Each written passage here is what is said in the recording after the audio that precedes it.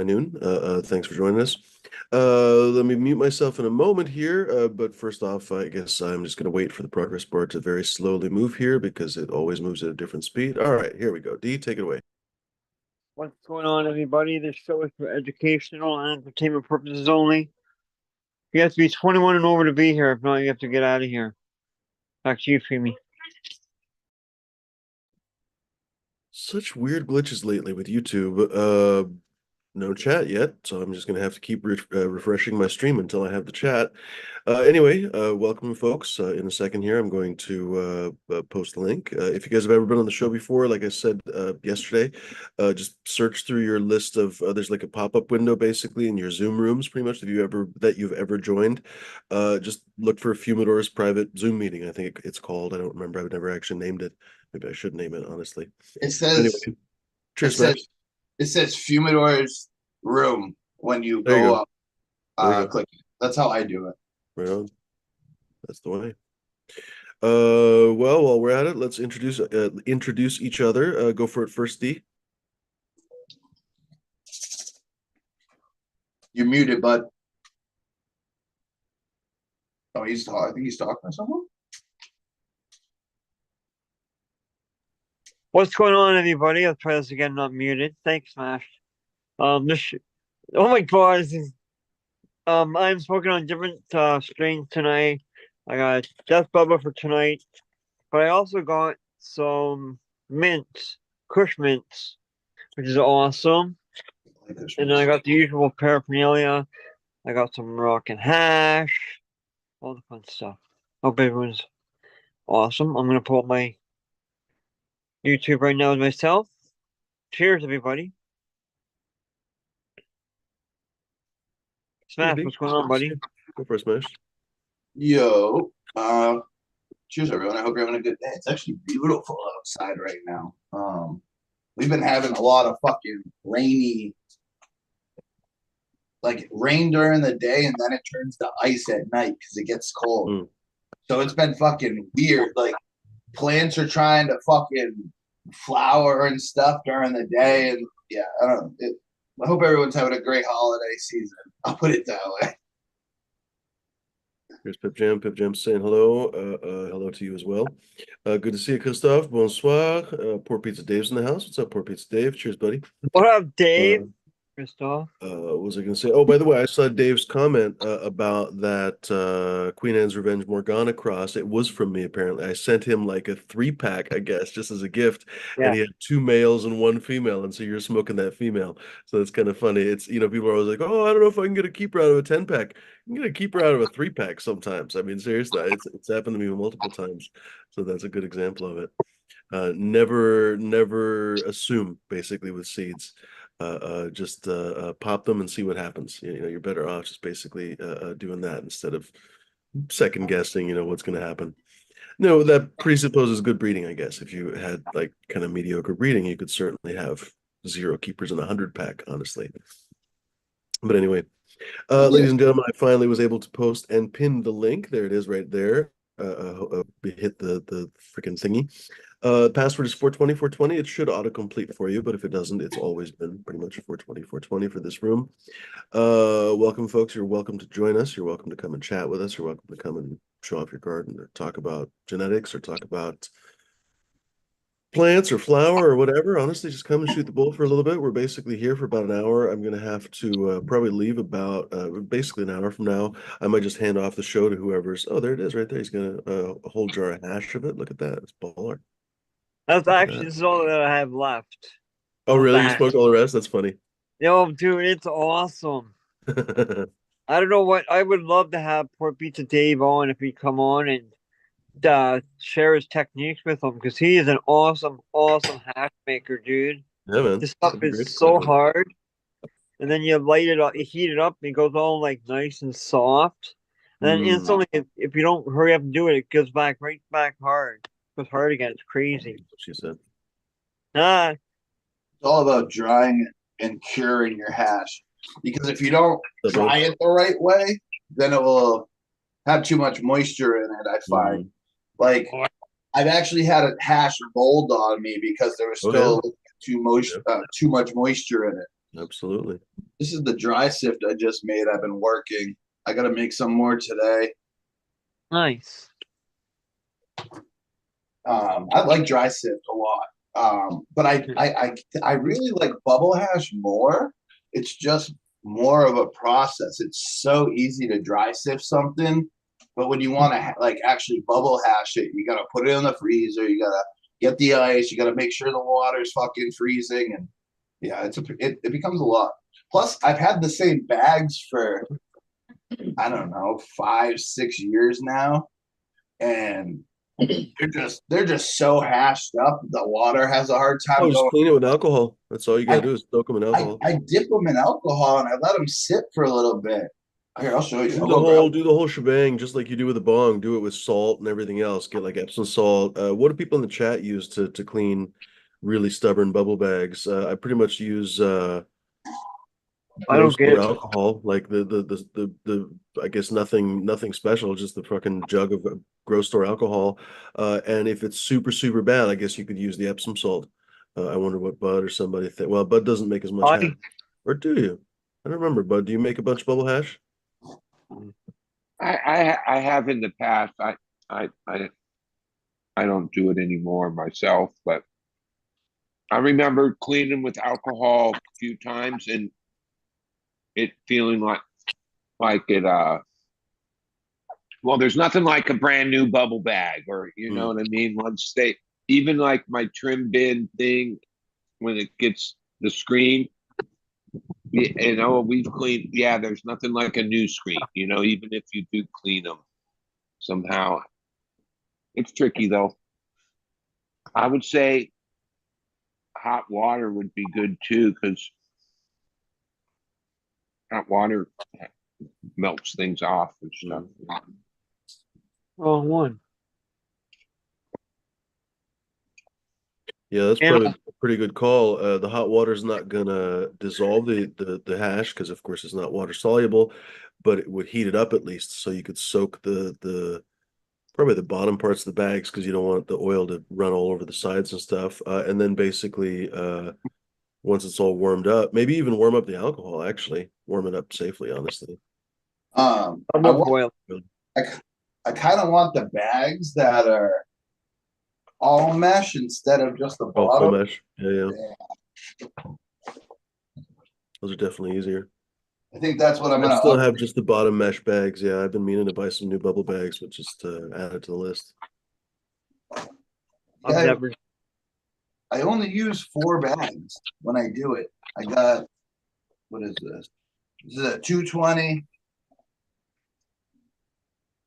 160, 73, and 25. Is normally what I use. What were the numbers again? 220, 160, 73, and 25. Hmm.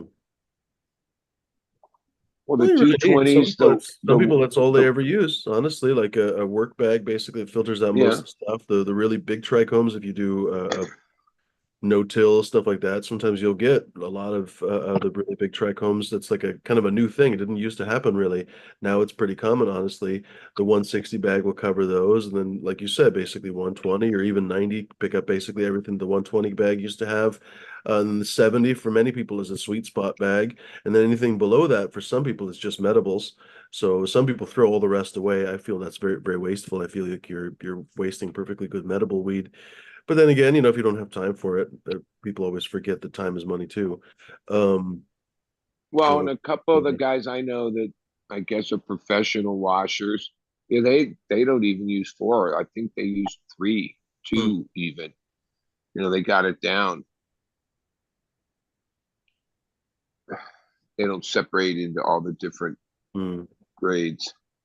Most of it's the There's the 70, thing like you too, because when say. you think about all the different grades, that's all different product SKUs, I guess, if you think about it that way. If you're doing it, medically for yourself, it's still a product for yourself. But if you're doing it commercially, it's another SKU basically that you have to keep track of. It's something that you have to store, And dry, package, and basically ship separately than everything else. That doesn't make a lot of sense.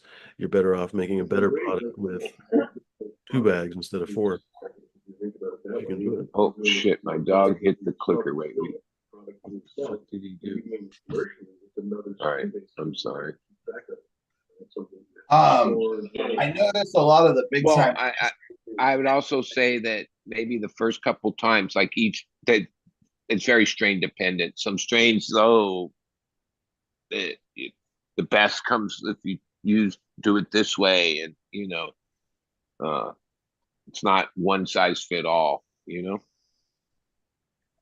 Um, I notice a lot of the time that like bigger hash people have like the work bag where they're putting the material in fully zips up, and they put that into the water and run it like that. So there's no see. I do it different. I put the material in the cold water and I mix it together and then dump it into the bags.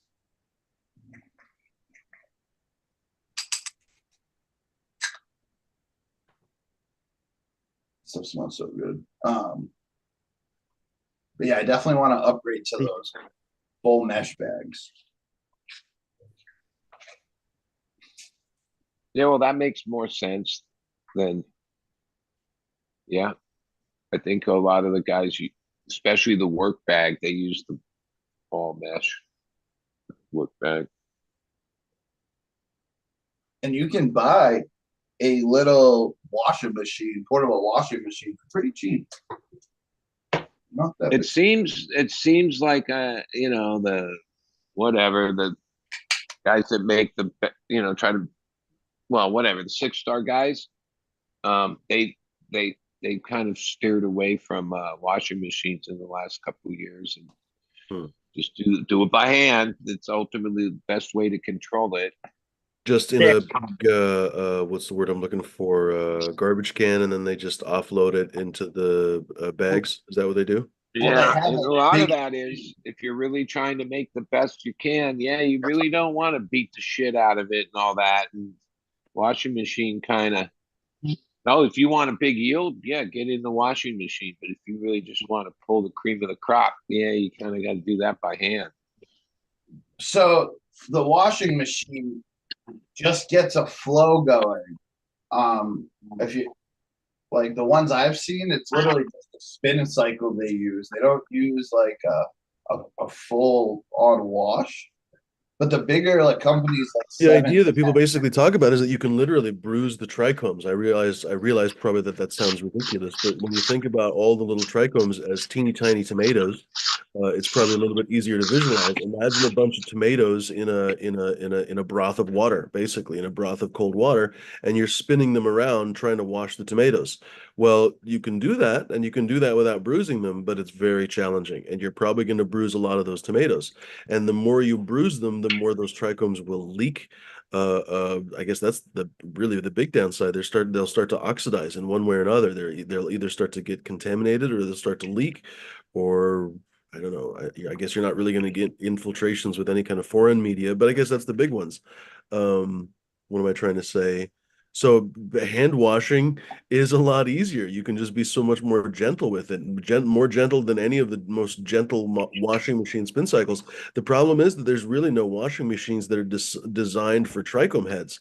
They're all designed to clean clothes, basically. Like when you buy the portable washers, they're literally designed to clean your camping clothes when you're freaking at a campsite. That's why you have this portable washer.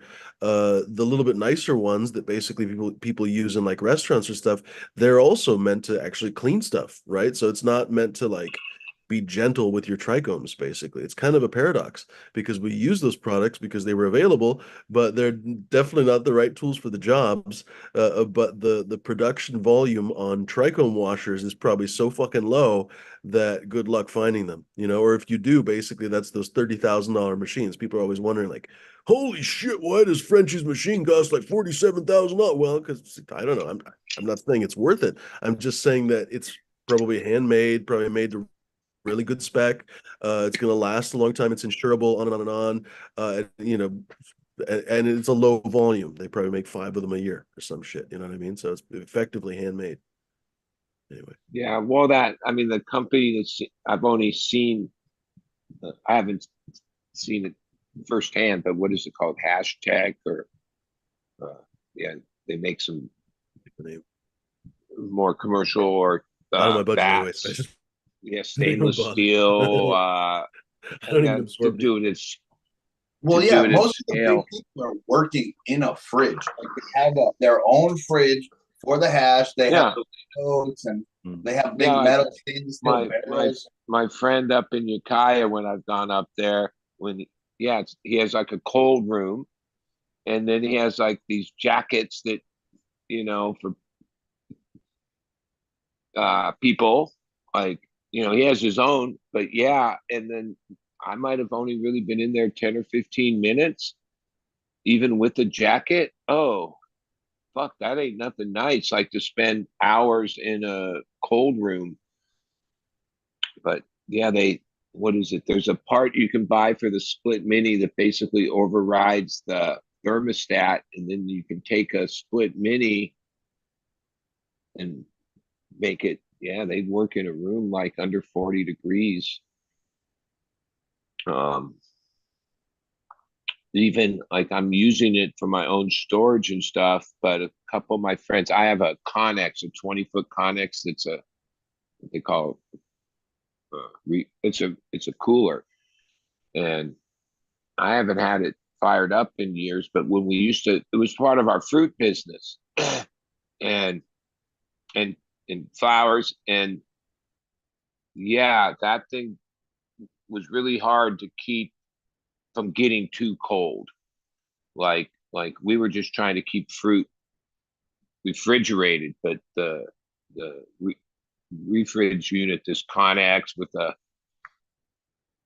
cooler setup in it, yeah, it would get things down like to where it would freeze things. Like it was hard to fuck with that thermostat. It really was, and it only runs on like a horsepower motor, like I think a 3/4 horsepower motor. Um, yeah, I just use it for storage now. But yeah, so a couple of my hash makers are like, yeah, if you're ever going to sell that, because then they would make it into like the cold room to work in. So someone taught me. I also took HVAC as a kid, but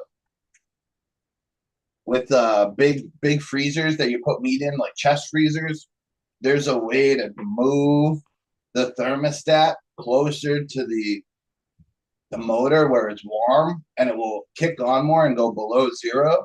You don't want to put it too close because it'll burn the motherfucker up. But if you put it a little bit close, it will stay under like 32.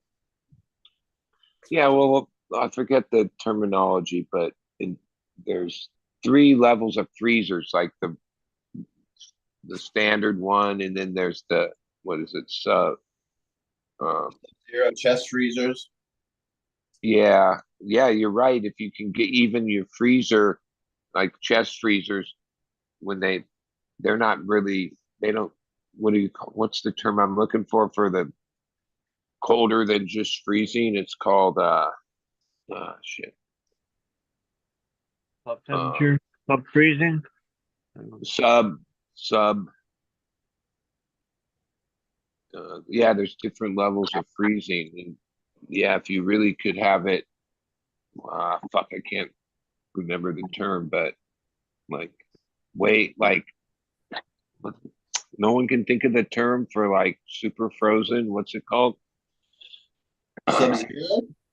Yeah, like sub-zero. Yeah, sub-zero freezing. And there's another term for it. That those get expensive.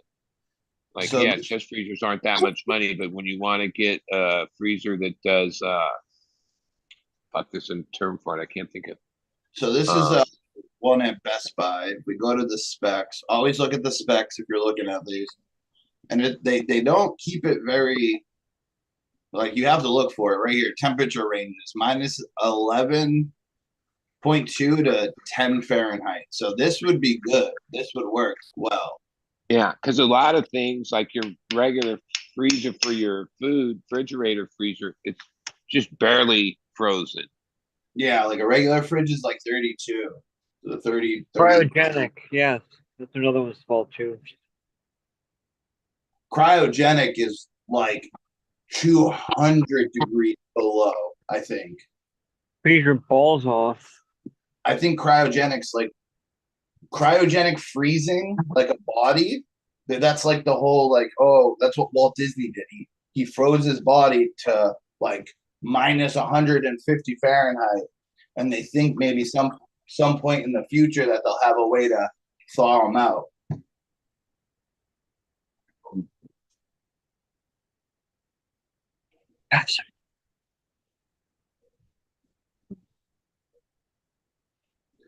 I'm gonna have to.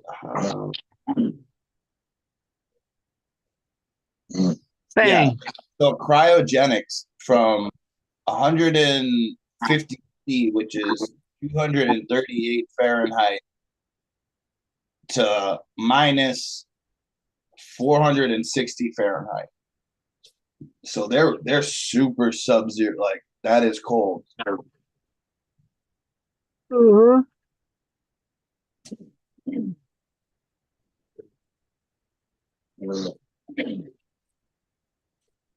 Oh, this is a good little picture. So yeah, with like cryo freezing, you're using Yeah, cryo. That's what I was talking about. Cryo freezing. When it's cryo, oh well, now it's super Good like job. minus up Good to job, like minus all 40. You win. What do they use? Liquid nitrogen, right?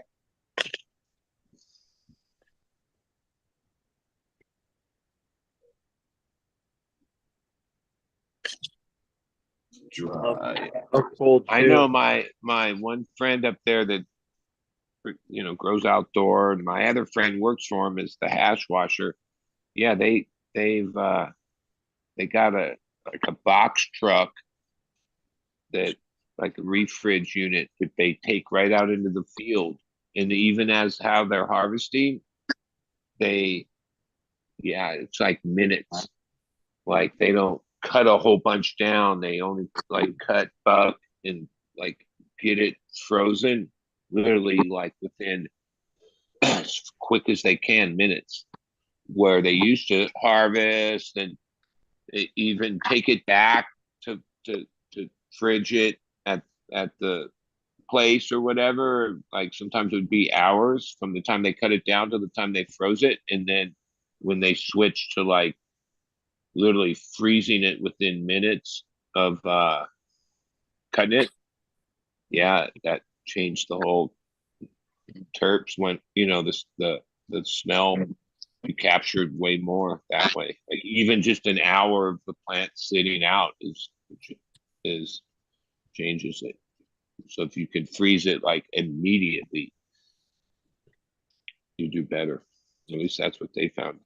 Well, yeah, that's So you want to. they bring the truck right out to the field and do it that way. That's right. You want to make sure when you put the material in the freezer, it's gonna go coldest fastest. Like that's why people when I worked with a hash guy before, and he was like, get a cooler, put some dry ice in there, and harvest. Cut the buds off, put them in a bag, and put them right in the dry ice because it will flash freeze them. Yeah. Green. The Well, green. and even and you could apply this to indoor, but yeah, these guys they don't even start harvest for the hash plants until like 8, 9, 10 at night. They work through the night where they used to just harvest in the day. You know, yeah, that made a huge difference.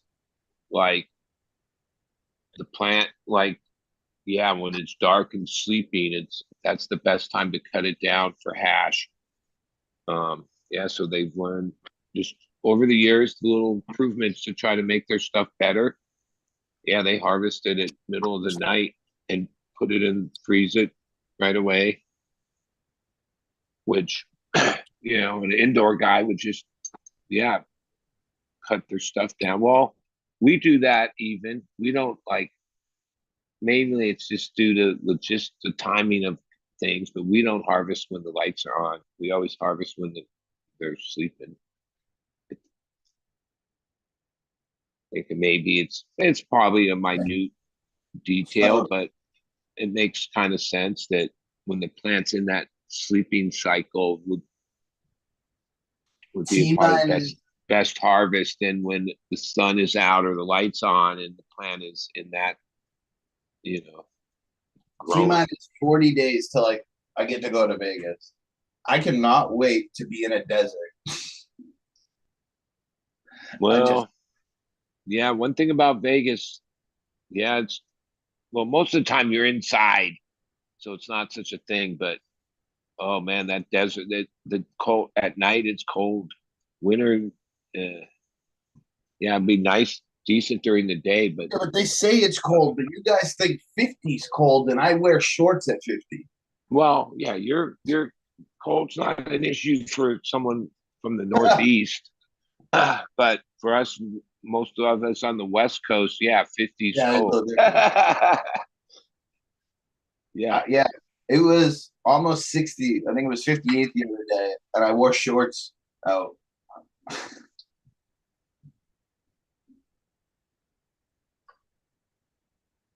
I've always wanted. I really do want a freeze dryer, like if not for any weed process, for like freeze dried candy and shit.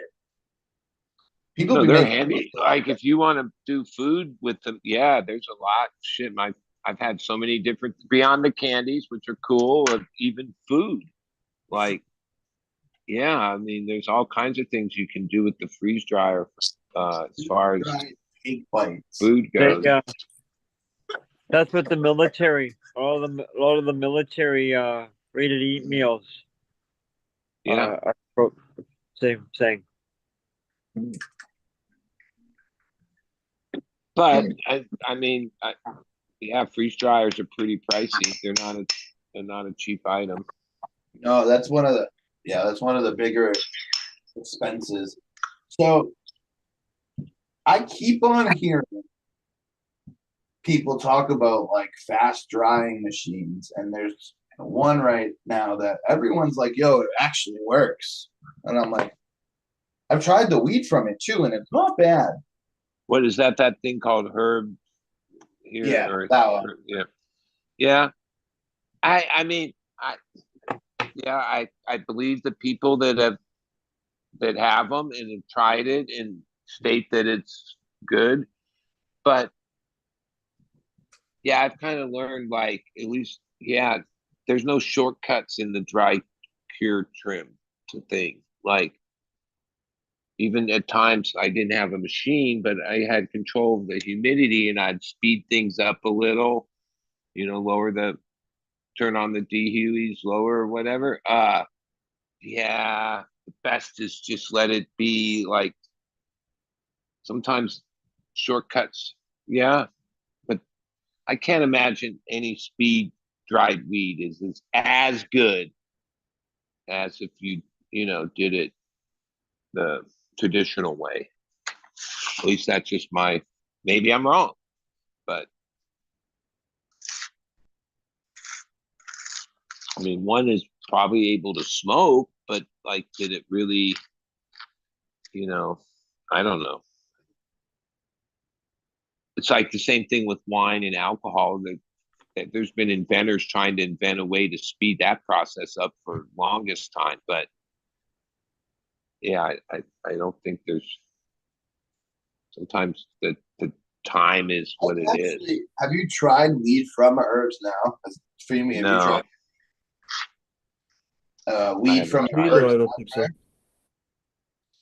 I've actually tried it. It wasn't bad. Miranda Family Farms uses it religiously. And his weed's always really good. Really smell like it's still got some good terps on it. Like, and he says he gets stuff out in like 3-4 days.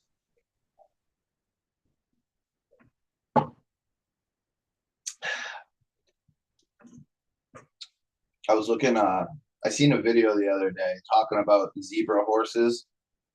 And they were literally talking about how it's one of the hardest animals to train because of the zebra part in it is so wild that it makes it one of the hardest animals to like domesticate. they look dope. Like that is a beautiful animal. I can't lie. Oh, Shaggy. I wonder what zebra is. Did people eat zebra? Like in Africa and shit? Probably. I wouldn't doubt it. I heard you can go to Africa and like shoot a giraffe if you really want. Fuck that. Yeah, well, yeah, Just the- rich people can pay money and basically go over to Africa and kill, yeah, animals that definitely shouldn't be killed like that. That's a fucked up thing. I seen a I seen an awesome article about a guy that tried to shoot a lion, and the lion actually got the guy, the hunter. He ate him. Um, so this says zebra meat has been eaten by humans for years. The meat is not blah blah blah. All right, countries like Zambia, Nambia, wow, Nambia, Zambia, Mozambique, Well, Zimbabwe. a zebra is like from the donkey lineage. Like it's really a donkey, which is different than a horse. Yeah. And when the zebra that I take care of or it's crossed, oh, you can see the donkey in it, like the ears, the body structure. It, it resembles a donkey Um, more than a horse. I talked to one of my homies. He's gonna take me on we're doing a guy's hunt. He does deer, obviously, not anything crazy, but he's like, I was like, yo, I want to come with you. He's like, yeah. I was like, set up a guy's hunt, like me, you, your brother, maybe one of my cousins. We'll all just go out. A couple days. We'll go camp for a couple days and split. Like if I shoot a deer, I'm gonna split it with him. You know, I don't need that much meat. I don't have that many family members, but he's got kids and shit. So I like venison. People were talking about like if you go to like if you go to the store and buy a like steak, and if it's not like grass fed and all that, there's a whole bunch of shit that they give them, the medicines and stuff with the deer.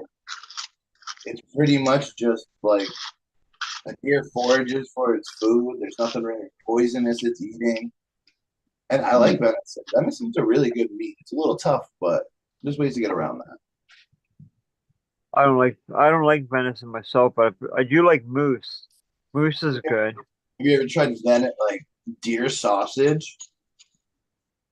No, I'm not a Bambi eater. I don't mind. I mean, if you're gonna eat a cow, why wouldn't you eat a deer? Steak maker? Well, They're good. I mean, in some countries, believe it or not, horse is it. It's like here, horse would be like, oh no, we don't eat horse. But in some countries, Of course. horses has been part of their, yeah. Yeah. I it's not I haven't really tried any other. I mean, beef, pork, chicken, the mains. I don't like veal or lamb. I don't like the taste of those, but I haven't never tried any of these others. I would try them for sure, but I don't like I know myself. Like I've Like seen lamb.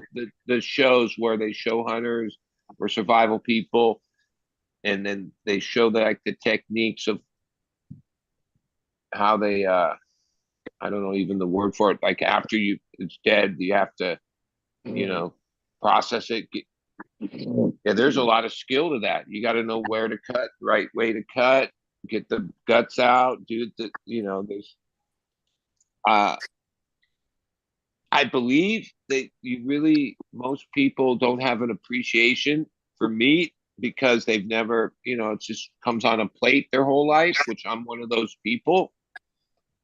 But I just also like, no, oh yeah, that's gnarly. I don't know. Like I could, I guess if I had to survive, you do anything, but oh, that's gnarly to like what the ones I've seen, like, yeah, you're basically diving into blood. Like you're just gonna be covered because you just gotta get in there and there's a word for it, but basically process the meat, and you got to get the guts out as soon as you can because that affects the meat and all that stuff. And yeah, that's gnarly. And most of these animals are big and heavy, and That's why. All right. Well, when you're hunting, normally, all right, so if you shoot a deer, you wait an hour or two to go out, and then you bring it. You can either bring it, field harvest it. So field harvesting it, you're just leaving all the guts and stuff for the predators. A lot of people that don't want to deal with that, but like hunting, they just bring it to a processing plant and they do everything. Which is cool. yeah, and being a butcher, like on any, yeah, there's the way you're supposed to cut it, and yeah, you just can't just cut willy nilly. There's like a method to it for its preserved right or cut some meat. You kind of got to know what you're doing a little You bit. don't cut it right. Certain meats too. Oh, this hunting thing happened because I was talking. We were just talking about zebras, and I was wondering if anyone ever ate zebras. I googled it, and I was like, my homie invited me for a deer hunt, so I can't wait to go out. Well, I'm in the middle of taming or trying to tame an Arabian crossed into a zebra. So it's only so many months old. And just because I've spent the most time and give it apples a bunch, my boss thinks that I'm going to be the person that it likes the most or is the most comfortable with.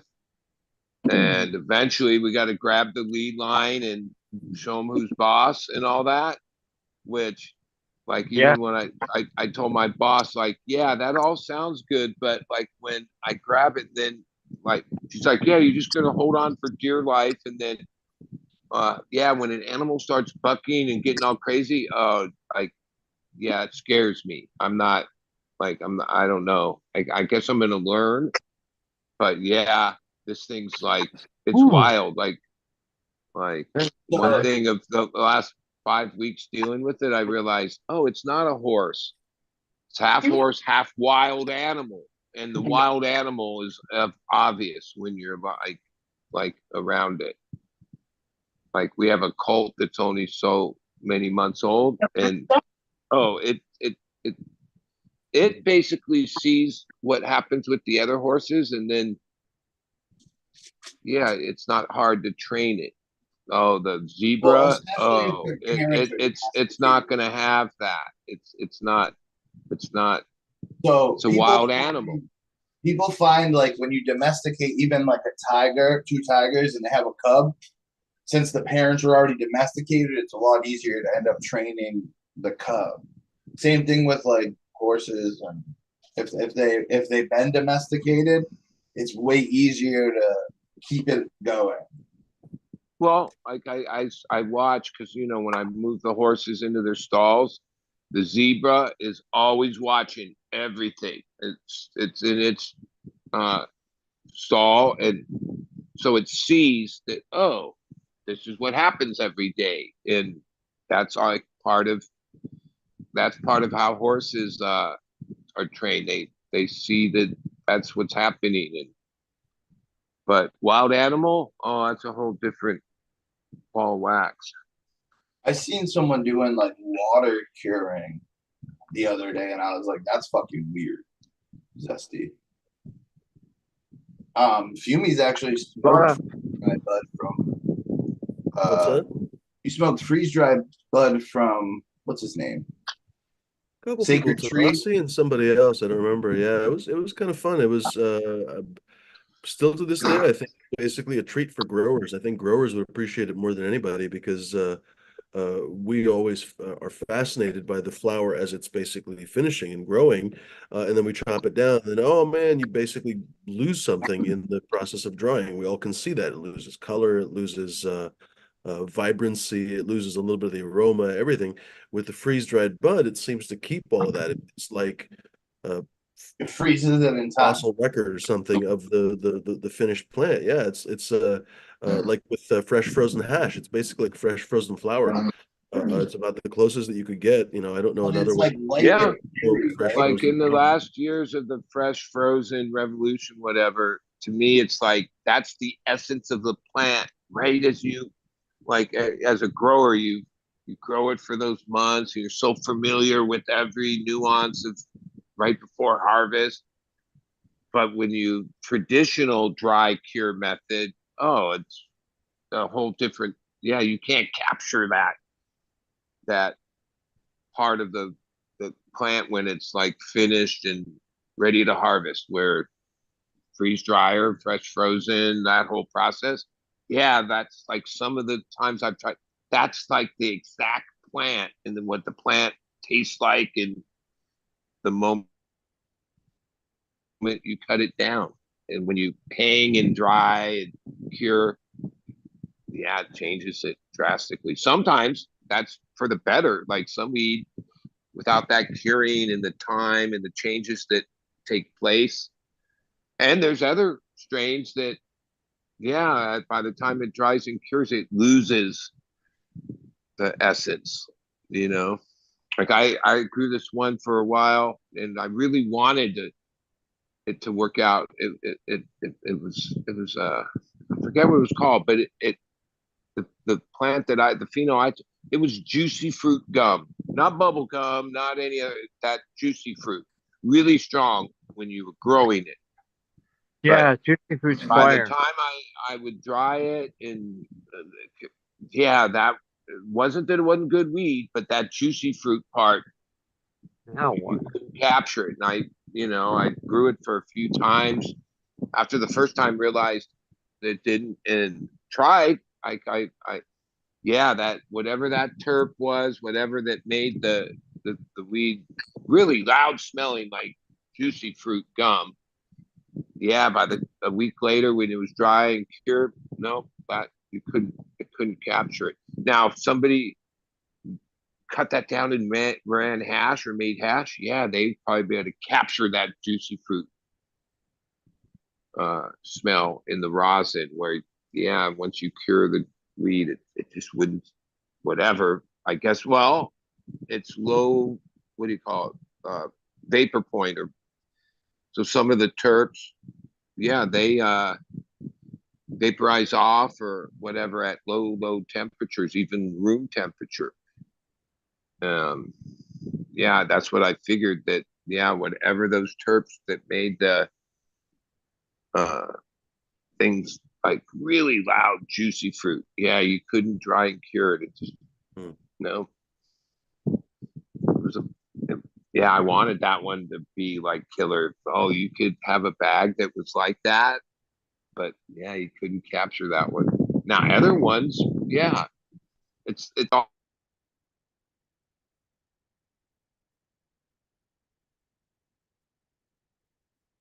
I feel like you can get that juicy fruit. I know what you're talking about. I think it's a little bit rare, but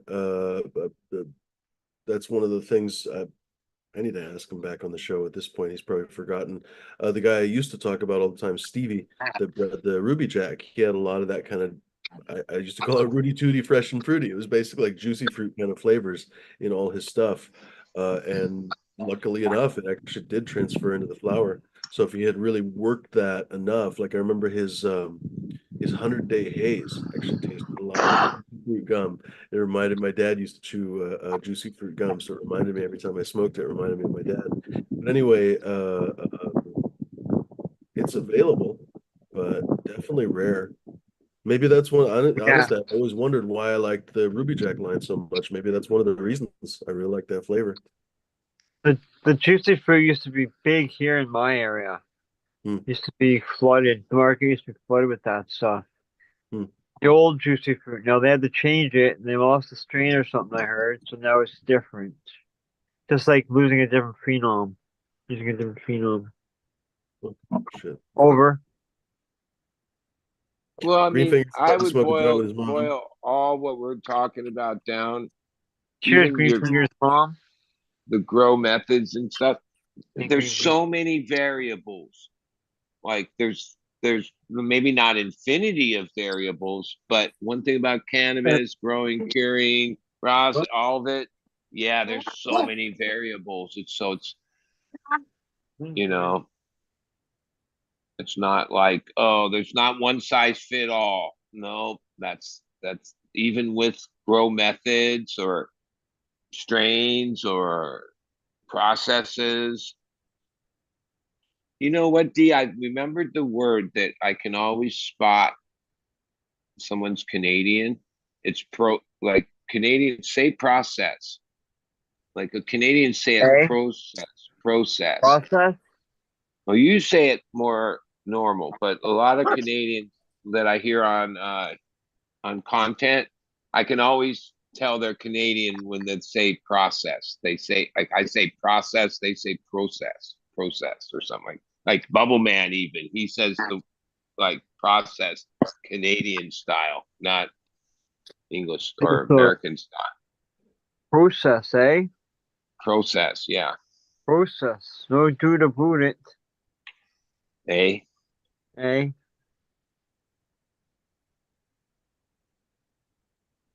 Cheers, everybody in chat. Cheers to Green Fingers mom and Green Fingers. Yeah. Always cheers to green Oh man, fingers. just cheers back right on.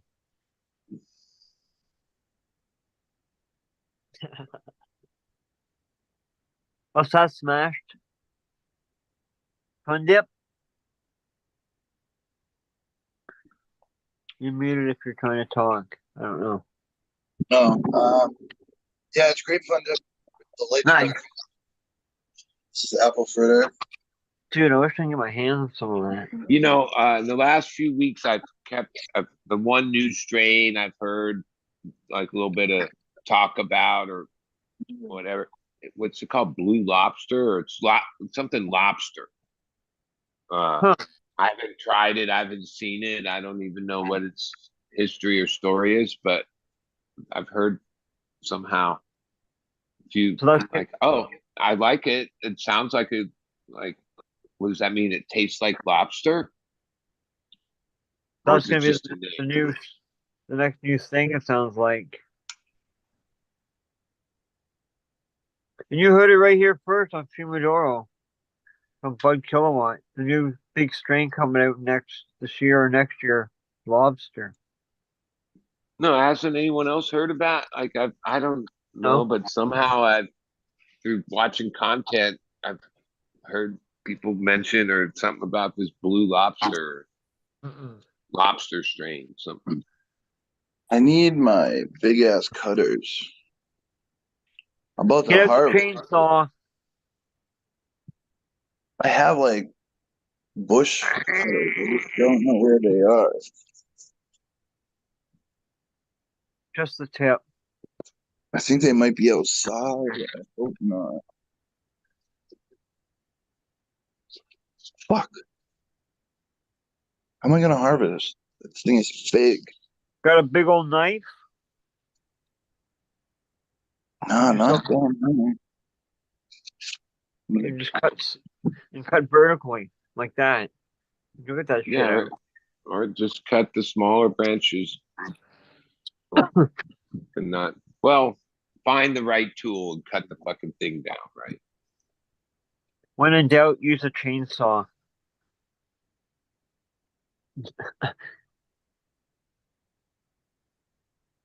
Is it? Oh, Icini is asking about. Was it blue waffle that you're talking about?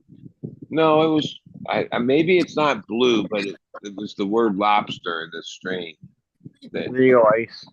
I think it was entered in a couple events too, or it's out there. I don't know the story behind it. I assume it might come from like I would think that it would come from like the areas that like the Northeast where lobsters are a big thing, or even the Northwest where well, I don't know if lobsters are big up there. I know crab is the thing up there.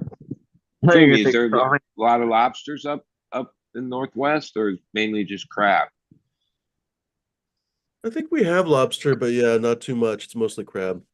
Like the area of crab, I mean, lobster is mainly like uh smashed area. We're not necessarily, but Believe it or not, Maine. they have them in California too. They have them Oh on yeah, like County Island and stuff. we Yeah. have a season here, and people have these little boats and nets, but they're these little small lob. They're pretty good.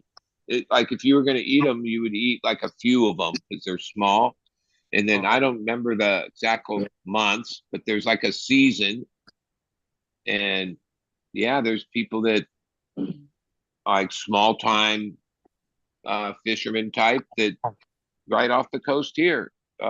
When that season is, yeah, they go out there and drop all these nets and bring in all these little lobsters. They're small. They're like Yeah. compared to like a real lobster, they're like a quarter of the size. But they're good. They have a couple good pieces of meat in there. What about rock lobster? Whatever is like I like crab and lobster, clam. Those are the ones I eat. But yeah, anything dipped in butter is good, and that's how I eat it. Like it's not like, oh, I really like the taste of crab or lobster. No, I like anything dipped in butter. Like how can you go wrong? You can dip anything in butter and it'll be good. Maybe we can meet Shooter McGavin at the Red Lobster later after the show.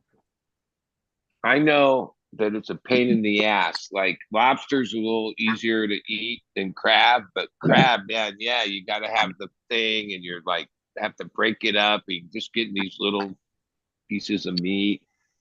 Fucking pain in the ass to eat lobsters and crabs. Here you go. How's that moving now? Oh, by the way, that was the Happy Gilmore reference. You guys can catch that.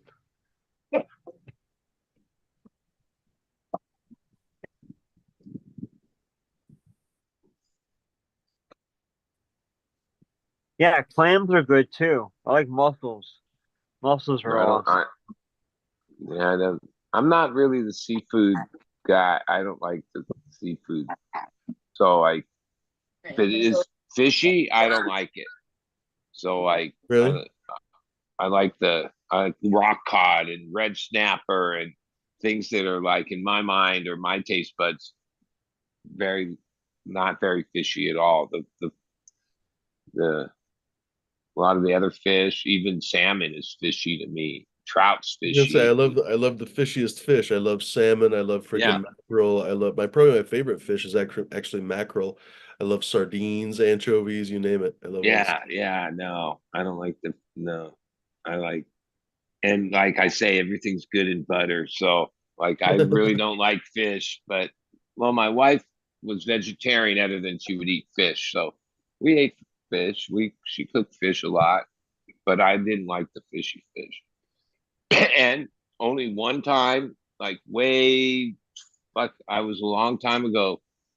I had this girlfriend from Belgium and uh, tried sushi and I gagged on it. I couldn't swallow it. And so I've never eaten sushi, right? Like all these years, I never tried it. Now I've gone out to sushi at like well, friends, everyone loved, and I just like tempura, right? I just order tempura. I never go for the sushi, all that. But yeah, I'm no, missing out, man. Shit. yeah. People say that, and they're like, "Oh no," but I'm like, no, I don't like it. I just don't really like. I I mean, if you don't don't like like it. fish, you don't like fish, I guess. Yeah,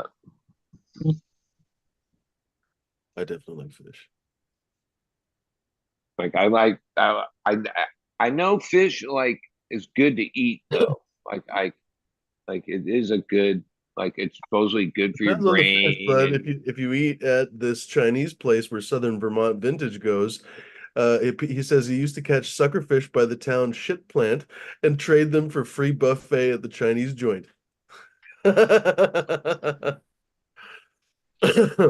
So, Good job, guys. so You just helped us out pick out our dinner. We're having Chinese takeout tonight.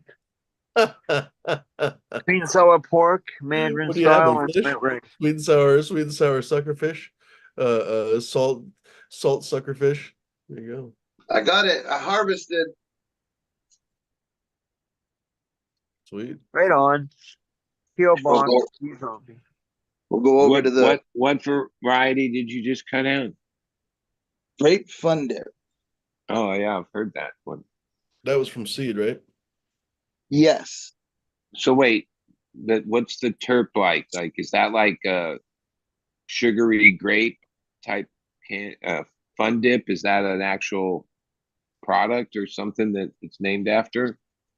It does have a grapey smell for sure. This thing is big though.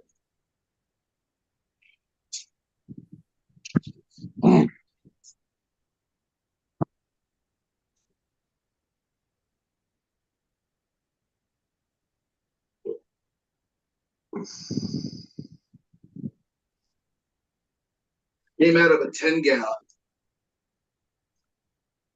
And it's gotta be 3 feet wide, 4 feet wide. Now, what it came from a seed? So what breeder or who made the grape fun dip?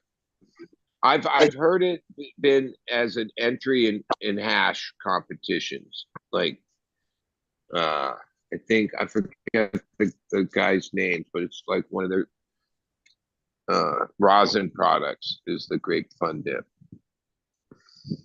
Figure out how I'm gonna put this up here. Who was the guy? What's his name?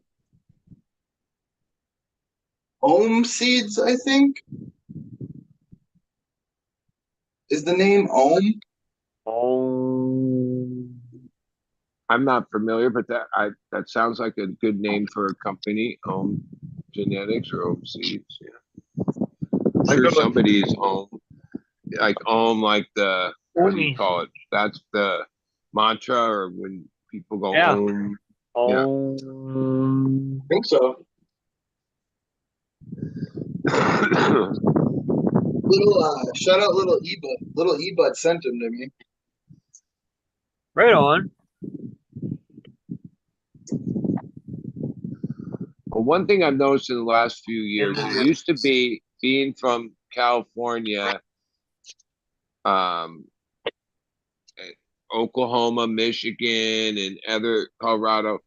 They were like if a strain came around and was popular here, it would take like 6 months or longer before it would pop up in other places. But in the last few years, I noticed, oh, the whole thing has made it that, yeah, when a strain is hot wherever, oh, it gets spread like instantaneously, like within weeks, all the main states are all have it. It So used to yeah. kind of be like even when you start growing apple fritter, that was like, yeah, apple fritter was a thing here a couple years before that and died off. But then I've noticed now when a strain hits the whatever hype or gets popular or new on the scene, oh, it's instantaneously like everywhere. Apple I'm fritter I'm hasn't impressed with how big this plant really is. Yeah, Like, sometimes plants are deceiving. I know when I cut down plants, that's like I've cut down a lot of plants, and that's how I can really gauge the weight.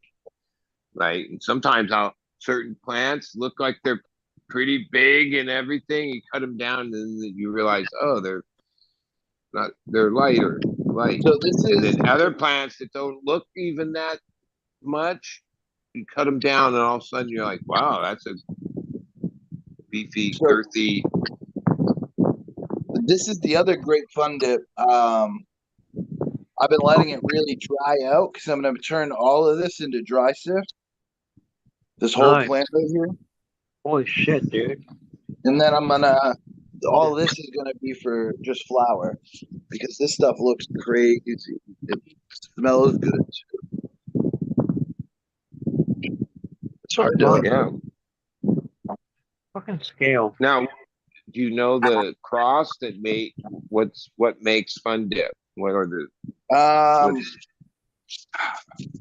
I've looked it up a bunch. It's like Blacklight Fantasy, Cushman's.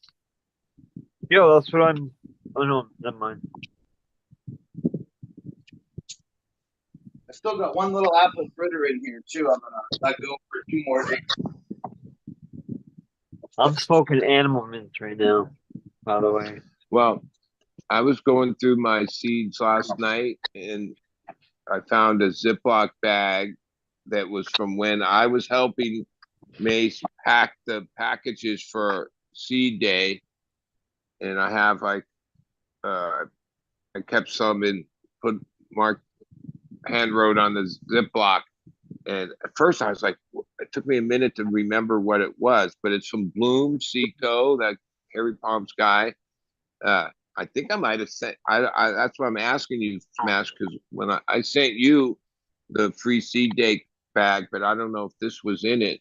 But I thought of you when I figured out what it was because it's marked AF crossed into Cinderella 99, and I haven't smoked it, but I saw posts of people that grew it. It looked pretty fucking gnarly. When I first looked at it, somehow I was like AF Affy. I somehow AF. I first think of Affy or F like because years ago I had an Afghan strain or Afghan something, and I marked the AF. That was my initials for it, so that's always stuck. But yeah, it's apple fritter Cinderella 99, which yeah, that might be interesting. I like Cinderella 99. That's a good one on its own. Oh shit, I'm muted. Grape Fun Dips, Blacklight Fantasy, which is Mendo Perps, the Purple Unicorn to Cushman. I mean, I think we can pretty much, even though there's some other ways to get to the grape, Mendo Perps seems to be the plant or the genetic line that brought the grape genetics forward. Because a lot of times, whether it's because even Mendo Perps is like part of Granddaddy Perps and part of what's that other strain? Like, yeah, the Mendo Perps, that's where the grape is. That's my favorite strain. Like is the Mendo Perps. That taste, that even the exhale, like the smell in the room when you smoke Mendo, is like so dank. It's my favorite smell. Yeah, I love Mendo. So I'm trying to fill up this whole jar with dry sift. So that's why I'm doing that whole plant into dry sift. Now, what do you have, a tumbler, or you made like a DIY tumbler, or what you? No, how you doing it? I use. Hold on, I can actually show you what's a good picture of the other day. Let's see. What's up, BT? Cheers, homies. How's everything going? How's everybody been since like 10 hours ago? Oh shit. 10 hours ago. Yeah, 10. No. Yeah. What was it like? Probably like 12 hours ago. So I've only had like 1 or 2 naps. I remember last time we were hanging out. saying, I remember this. Okay, we're not going to 420. We're going to 4 because like I was finally done. I was done at like 3:45. So yeah, holy shit. Holy shit! I'm glad I left when I did. I just know this.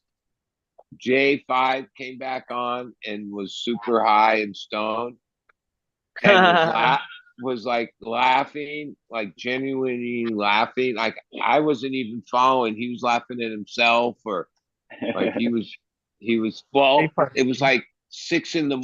where he was, and he was still trimming. And yeah, he was definitely like happy. Yeah, that's right. My internet cut out last night and kicked me off there somewhere around 4 o'clock or so. His laughter, or like the headspace he was in, I wasn't in that space, but it was like contagious. I could feel it. I was like, yeah. That's always nice. Yeah, I'm gonna that go always back feels and good. watch the end of that show after. That's fucking funny. Yeah. No, it's always good.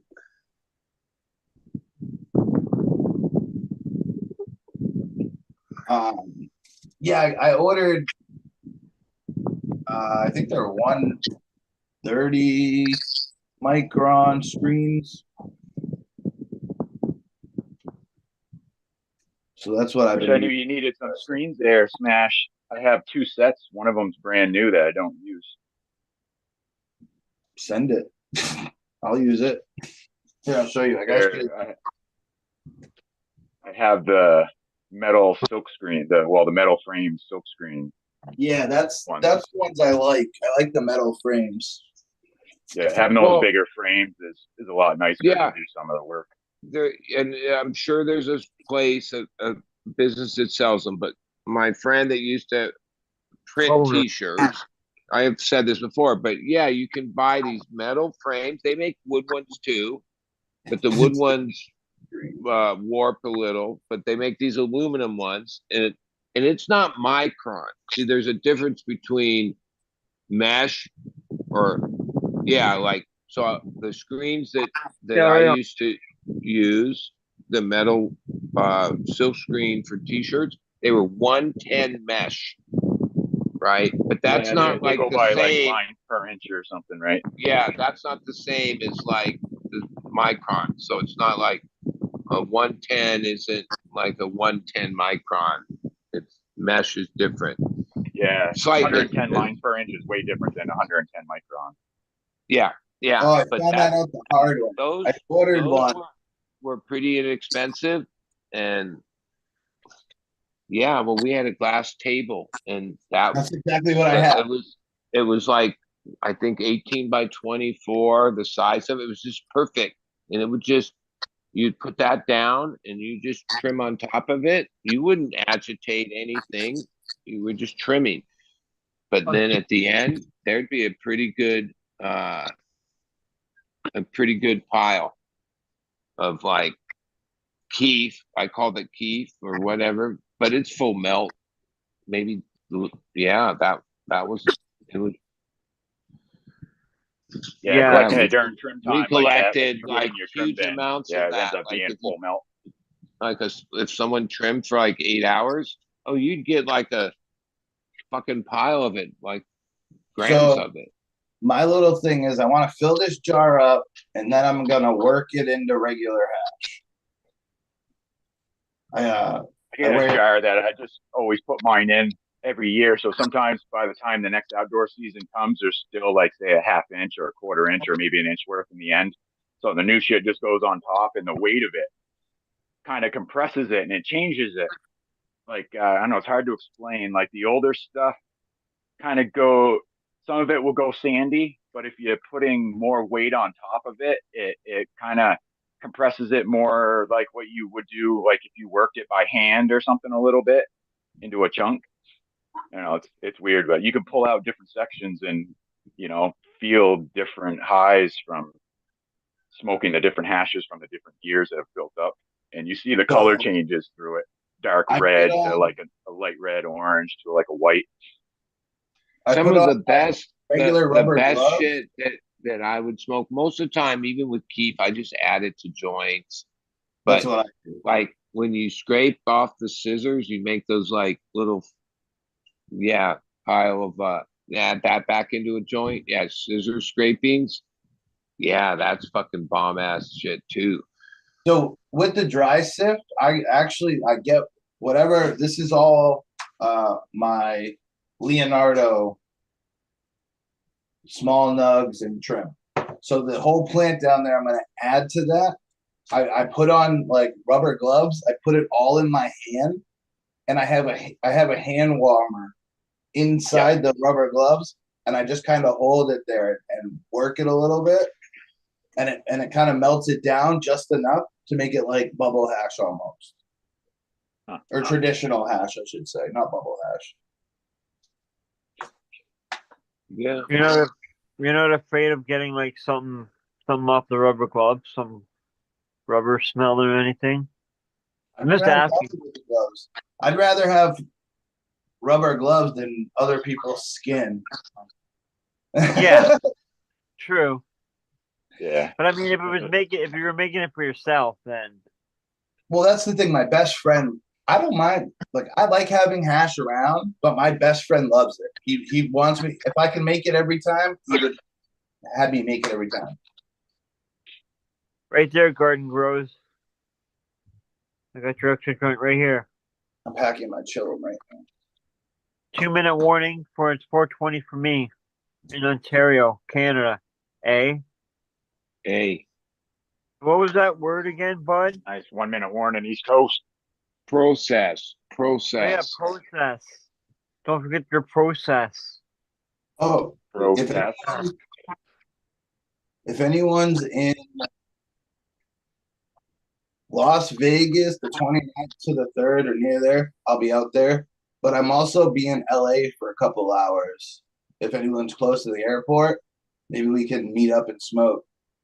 Yeah, you decide to definitely do it, Smash. You get yourself all fucking figured out and stuff. Yep. Awesome, buddy. Dude, that's Yeah. fucking killer, dude. Yeah, Definitely. 40. He's got it down. It's 40 days. 40 days. Yeah, 40 awesome. days. That's Awesome. my countdown. 40 fucking Dude, days. it's gonna be a good time, dude. It's gonna be a good time. Because that he's change of so pace. excited. He's so excited for this trip. I'm excited for him. Right, I'm yeah, like, same here, yeah, for sure. because over the That's weeks awesome. he's been planning and talking about it. Yeah, he's definitely excited about this trip. Yeah, the last time I was out there, there was this blonde girl that was spinning around the pole named Cheers. Summer. If you meet her, find her there, send her back. Well, it's your first time to Box Vegas. Yeah, Vegas is like definitely a sight to see. Like, yeah, you got to experience it at least once. Yeah. My girlfriend's Well, mom, yeah, she passed away from breast cancer, but before she had passed, she bounced around the U.S. living in a bunch of different areas for a year just to be able to check those areas out and have the experience and everything. And Vegas was one of the spots. So each time she moved, we would go visit her once or twice a year and go check out and hang out there for a few weeks and got to see some pretty cool stuff in Vegas and had a pretty good time there. There's a lot going on. So, like, Yeah. other than Las Vegas, I'm going to be going to this expo. They gave me a media pass also. And this, it has nothing to do with weed, but it has everything to do with, like, if you own a smoke shop, you can get your cigar plug, your Zippo plug, that, like, the companies are here. Yeah. So this one's going to, oh yeah, all the vapes, any, like, nicotine vapes are all here. Yeah, all the new shit, man. When I was in the e-cig business or whatever, the DAB OTG, yeah, they were called tobacco products conventions or events or shows, and it wasn't. Oh, there was a fringe of weed there, East but Coast, yeah, stuff. it was basically all the head shop owners, smoke shop Cheers. owners across the country would come to shop products for their smoke shops. So everything you see in a smoke shop, oh, there's like a convention or a show that's just all those companies. It was fun. I'm hoping to link up with, It like, wasn't a weed event, but it was like epic. Like it was tobacco products. I'm hoping to hook up with, like, Puff Go, Dr. Dabber, all those like concentrate vape people and mingle with them.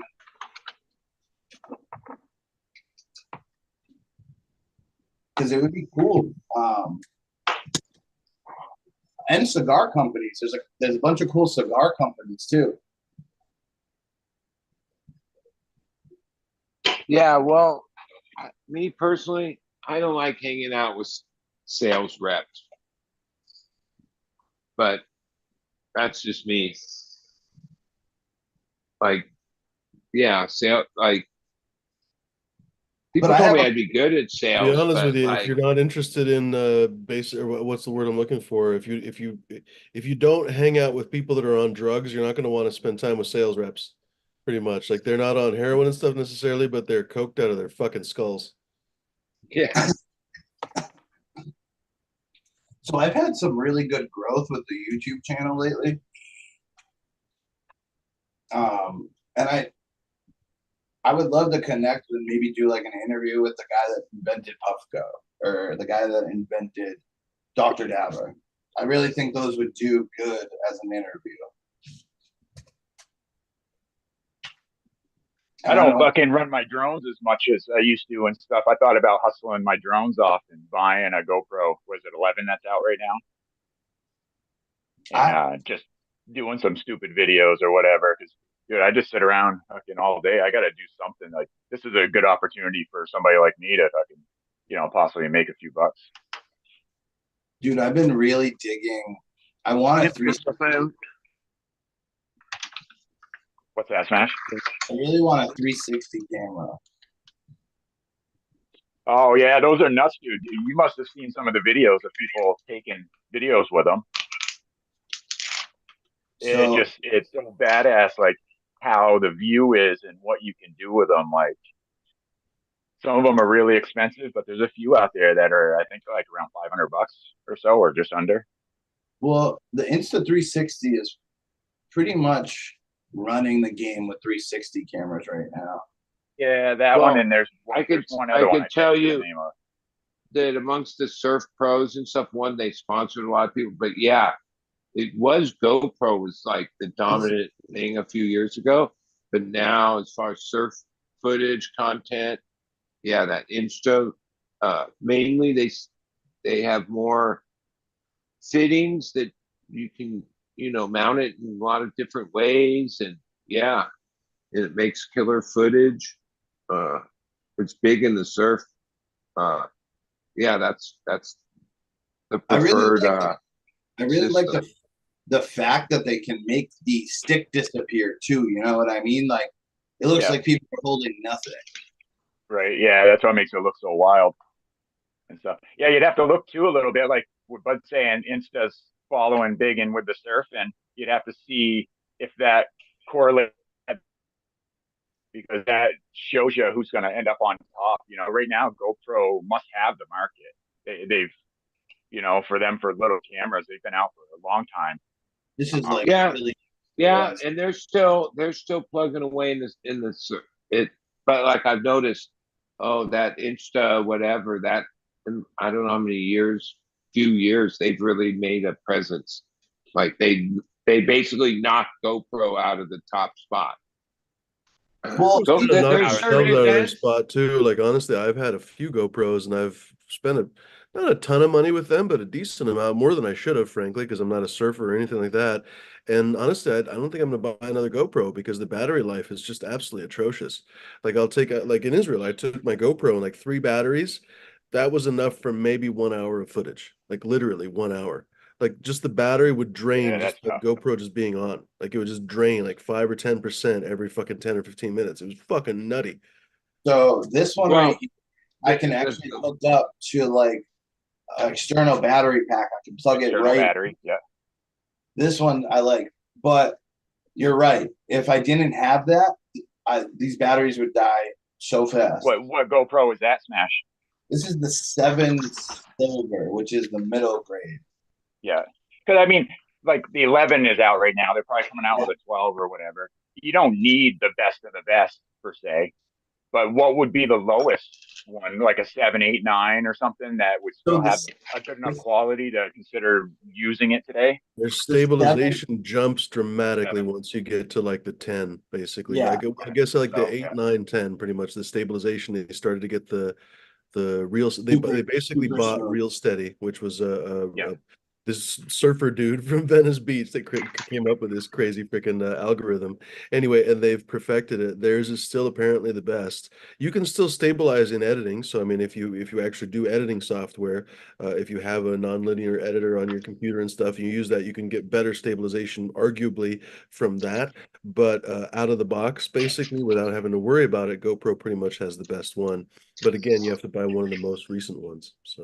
So I looked into it. I think that the Real Steady or whatever they call it, starts at like 9.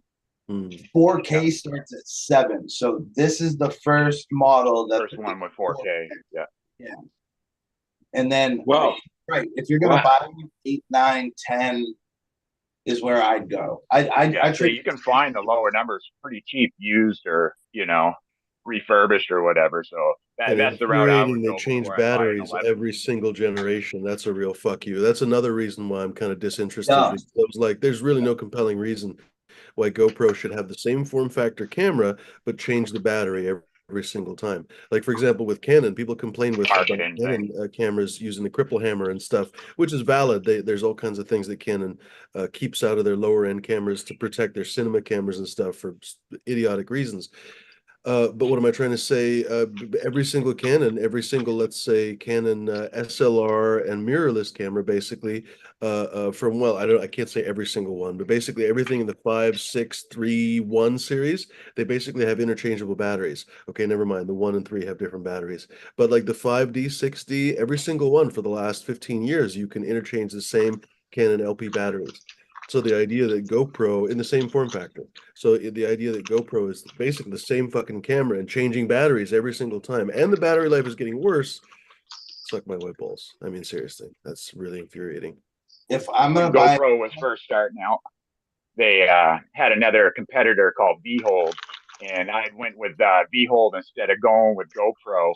And GoPro took the market. VHold, they're still around, but like their cameras just weren't nearly comparable. And then on top of it, like the batteries wouldn't stay in them that well. Like you jar it around, bounce around a little bit, and the battery would come disconnected, shut the machine down, Not and only stuff. that, It but was like, people I forget should the have went best with GoPro back competition then. for the GoPros is just your fucking phone. You know, like the GoPros are nowadays, waterproof and It stuff, is. so most Yeah, phones no, are not that's true. waterproof. You're not going to go swimming with it necessarily, but the they're majority of water people are not going to go resistant. swimming with a GoPro either. Sorry?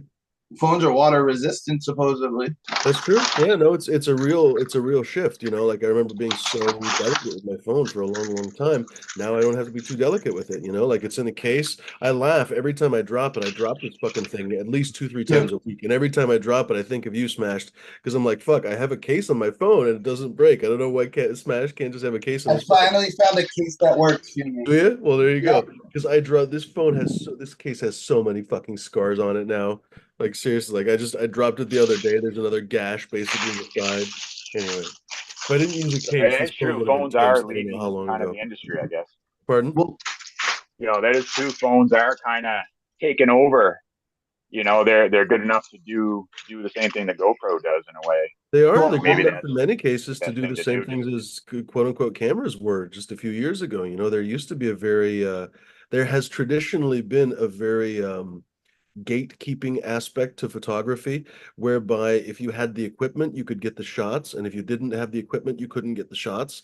And yep. arguably, there was truth to that. I mean, there's no way that you could get a flash photography. There's no way you could get a flash photo setup without having a flash. Basically, if you didn't have a flash, you'd have to have a constant light setup, which is more expensive. So basically, there was no way to do it. And now there are these, cheap Chinese companies, Godox and so on. They're not cheap necessarily, but they're way cheaper than Profoto and all those companies, Broncolor and stuff. And so they're accessible to a lot of people. What am I trying to say? I you're lost right. You're 100% right, though. Like, I've seen a huge shift in YouTube content creation. Everyone can use an iPhone or a Samsung now. Like, a lot of the creators, like Casey Neistat, he films on his iPhone. Well, he's got a nice camera now, but when he started, he was just filming on an iPhone. And a lot of these creators Oh, are he has everything. Yeah, he's got Reds and freaking all Leicas and everything else. But yeah, a lot of times he just films on a go. He films with whatever is useful. Casey's a real gift, honestly, is that he can tell a story out of nothing. Like his stories, his blogs are basically nothing. Like he essentially tells no story 90% of the time. He just wanders around and randomly does stuff, but he does it in a very interesting way. And he basically tells a compelling story from effectively found footage, basically just some drone shots and him skateboarding and whatever else, and turns it into something that people actually want to watch. But again, he's mixing cameras. He's some of it's a drone a shot. He doesn't have the most expensive cinema drones, even though he has a big channel and stuff. He definitely doesn't have like super expensive cinema drones. He just has like DJI drones. GoPros, whenever he's on his freaking one wheel or whatever, he's on a GoPro. And then every once in a while he'll scatter in the freaking red shots, the Komodos and everything else, like because the guy has a big budget. But he is a good example of someone showing you that the camera doesn't really matter because none of the videos have ever been evaluated for their cinematography quality or something. You know what I mean? Like it's basically he's telling a compelling story. So you can tell a compelling story with an iPhone. You can tell a compelling story with a 15-year-old. What were those Sony Digicams that everybody used for the skateboarding videos? You can tell a compelling story with those. Like you can tell a compelling story with anything. You don't have to have a freaking fancy ass GoPro or whatever the shit. You know what I mean? Not to mention, arguably, GoPros are some of the worst cameras you can have for I hear a stories. lot of people have Like it's an extreme wide angle basically, and the GoPros they can cut in a little bit, but it's still a very wide angle. Like they basically start at like the full frame equivalent of I think like 20 millimeters or something, or even 18 millimeters, which is super wide angle, and then they can cut into like maybe 30 degrees, which is again basically wide angle.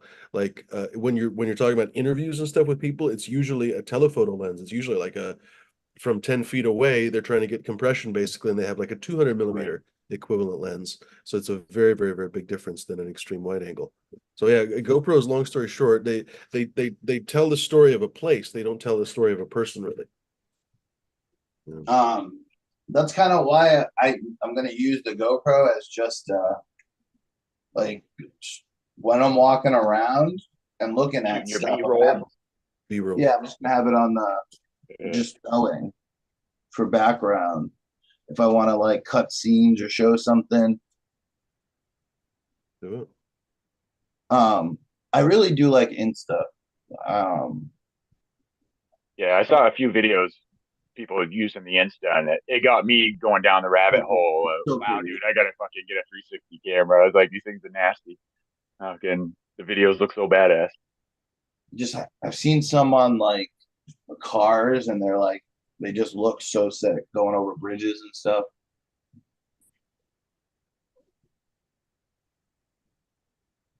If you wanted a 4K camera, what should you get? Good question. Nothing baits freaking Fumor more than talking about cameras. What was I going to say?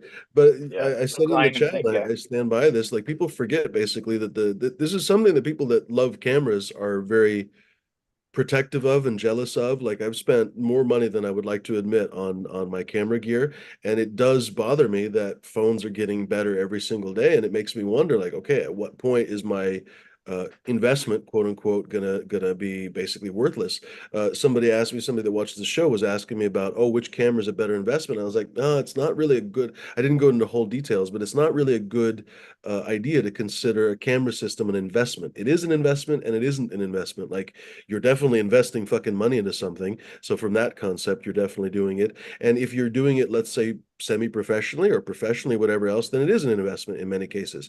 But the concept that you are buying a camera because it will hold its value really well generally doesn't happen. Even with Leicas usually go down. They go down very slightly. Like you can basically sell it for almost new price, but very rarely does the Leica camera that you buy off the shelf actually go up in value when you use it. The rare editions, the fucking the titanium ones, the special numbered editions, on and on. Yeah, those will go up even if you use them. The MPs, they'll go up, ironically, if you use them because people like those weird brass marks and stuff. Probably nobody knows what I'm talking about. But even a fucking luxury brand like Leica isn't an investment, is what I'm trying to say. So if you're buying anything else, a Canon, a Nikon, a Sony, a Fuji, I don't care what brand it is, it's not really an investment in the sense of stock or a bond or a certificate of fucking deposit or anything like that. It's actually going to go up in value. It's probably not going to go up in value. It might hold its value, but then basically you have to figure out if the utility of the device is going to pay for itself. You know what I mean? It's a weird way to look at things, but I think a lot of people don't really stop and think about it that way. They think about it in terms of monetary investment. And most of the time, cameras don't function as a very good monetary investment. This is one of the phones I've been looking at, the One Plus. It's got a 50 megapixel main. It's got the ultra wide. Suppose like how it goes. It's pretty much just branding, but they got the Hasselblad brand on it.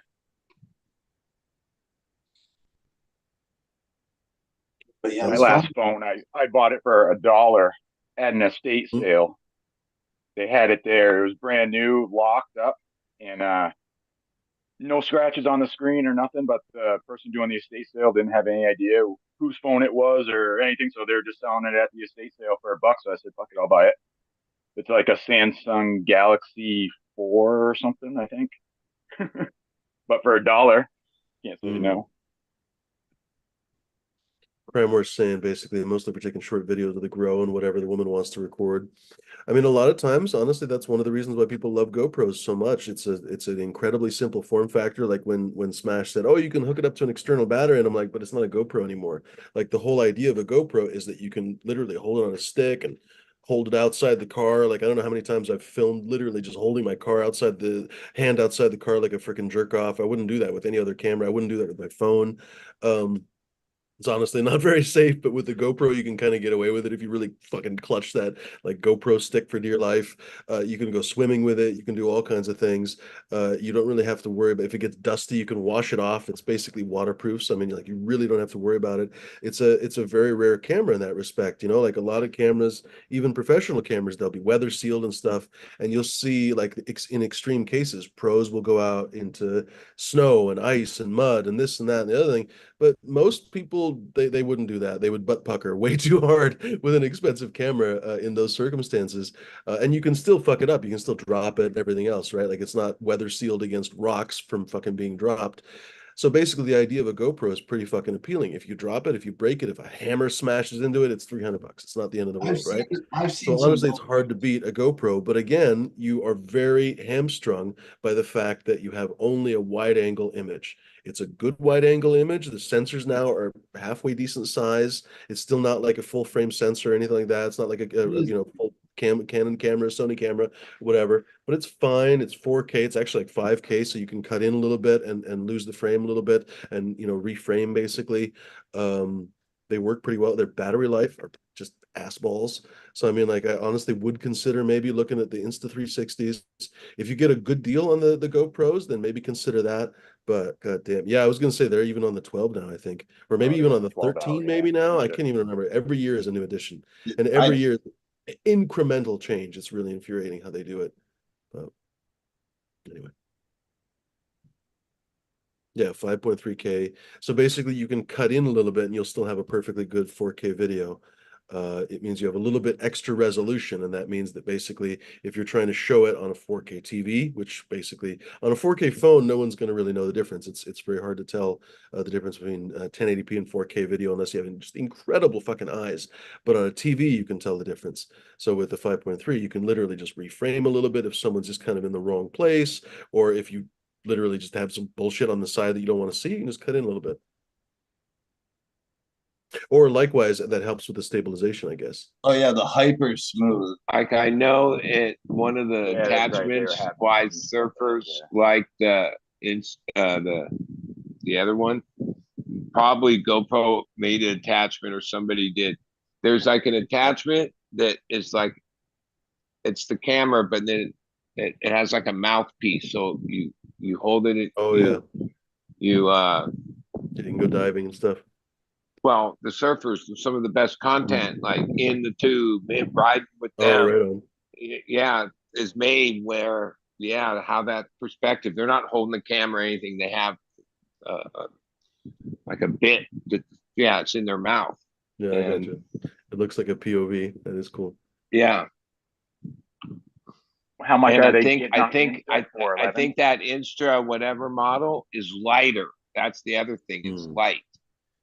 And all these are uh, This is bad. waterproof and all that. And even last week was the Vans pipe, right? And I think GoPro was one of the title sponsors. So there was also a YouTube live where it was just GoPro footage, like their surfers that were sponsored were wearing or using it, and I think it was drone or something, but it wasn't like the WSL coverage that was commentated. It was just a raw feed of all the GoPro action. It was hard to watch because it was, yeah, it was just like it would cut to different people, but it wasn't like directed. Is that what they're charging for that one? $239 for the Insta? Yeah, this is the Yeah, I think that's one the previous RX. generation, Or but is that just the the basic? price has really come down. It used to be four something. Let me look. That's the real downside of Insta is that basically their camera prices have always been a little bit higher even than GoPro, which are not inexpensive cameras necessarily. I mean, you get a lot for the camera. People forget that you actually get a lot for the money with the GoPros and stuff because literally like a 4K, 5K camera, those were rare until a couple of years ago. Now everybody has them in their phone and stuff, but man, it was super rare, Okay. except for GoPros. Um, what was I going to say? But yeah, the Instas were always a lot more. That the 360 or the previous version, the X2 or whatever, used to be like $600, and now it's four something. Oh, so yeah, The RS you're was right. like 499 or something. I can't remember. It was really This crazy. is the That new one. one. That's the top dog one there, the Mm. 450. Oh, it's got a flippy screen. That's kind of fun. I like that. The downside of that is that it's going to be breakable. So in a Right. device that you take in caves and whatever, anytime you have a flippy screen, that's a point of failure. But maybe that's avoidable too. Oh, this is 2 minutes long. Holy shit! I don't want to watch 2 minutes. Guess Fucking looking for. if we're still going to watch, if we're still going to talk about Crime Wars, question, maybe we should talk about it on Saturday or something. Because I got to bounce here in a second. But it depends on your budget and depends on what your fiddle factor is. Because if your budget is unlimited, but your fiddle factor is super low, then you're still going to buy something a little bit more like a GoPro. And I guess by fiddle factor, I mean like how willing are you to fiddle with the camera? So in other words, if someone gave you the fucking fanciest Leica or Hasselblad in the world, but they were like, "Oh, you got to change your aperture and shit now," you'd be like, "Fuck this shit" and throw in the garbage can. Well, you're better off buying something like a GoPro anyway. If your fiddle factor is high and your budget is unlimited, then yeah, I would push you basically to buying like a mirrorless camera with actual lenses because your flexibility is just off the charts. You can do anything you want. You can literally do anything you want that way. But with a GoPro and stuff, you can't change your aperture. You can't change a lot of different manual features. They give you some like little manual control, but it's kind of like your phone. It's just sort of baby manual control, which is They must fine. have a You bunch of don't lens care. filters If or your fiddle something. factor is low, then that's perfectly fine. What's that, BT? They must have a bunch of lens filters then if they don't have adjustments. I think mostly you just edit with those things. Yeah, first of all, I don't think most people are doing too much cinematography when they're Look at filming this. the 360 and GoPro and stuff. I don't think there's a lot of seriously, I don't think that's the kind of content people are making. But first, everything is in focus. There's no like out of focus, in focus stuff. There's no bokeh. There's none of that really with those wide angle lenses. Um, Change I, with mean, I don't know. the I guess AI. people do color grade those videos and stuff. I don't know. Oh, what was that? Generative AI? Yeah, that was with the Insta. Change the game with generative AI. Use custom Stuff is going keywords. to change so much in the next few years. It's nutty. It Like said add a it's going to dynamic be twist to your basically like video. the horse and buggy to cars. It's going to be that big of a shift, maybe Our bigger brains are going to than other stuff. overload. Oh, it's going to be fucked up. Humanoid robots are already here. Apparently, the Amazon factories already have like bipedal humanoid robots and shit. So those are literally on their way in the next 5 years. It's going to be nutty. There's Didn't I hear too? They supposedly turned a couple of McDonald's out in California are done on robots and everything now. Maybe. I just heard that there's some other restaurant chain actually that just opened up in California that's all just robots robots. except for the front counter. The people assemble the food for you, but everything Yeah, else that's it. is robots. Robot comes to your table. Yeah, we'll All right, I'm gonna get out of here. sounds like a All right, plan. later, Smash. Be Stay safe, safe, everyone. buddy. I hope you have a good day. Bye. Please. Well, I guess we'll all get out of here too, ladies and germs. Maybe we'll talk on what do you think, D? Take over this Saturday, or what's the story? Yes, sir. All right, you heard it here first, ladies and germs. So we'll be here on Saturday, ladies and germs. I do at some point want to do. I keep talking about Twitch, but I haven't done it yet. I do want to finally do a video. I just honestly haven't had time. I've been trying to catch up with a million fucking things, and I'm somehow still behind on all of them. But in the meantime, it would be nice to get away from the fucking bullshit that happens on YouTube. It's a daily thing. Either the video gets age restricted or struck or warning or this or that. It's literally constantly something. And is it the algorithm? Is it some butthurt person that used to be on the show? All the above. Who the fuck knows? It could be everything. Every single different time it happens could be a different goddamn reason. It's really frustrating. That Well, it's that easy to I get don't think reported on it's the YouTube. algorithm. No, I think there's some butt fuck this stupid fuck.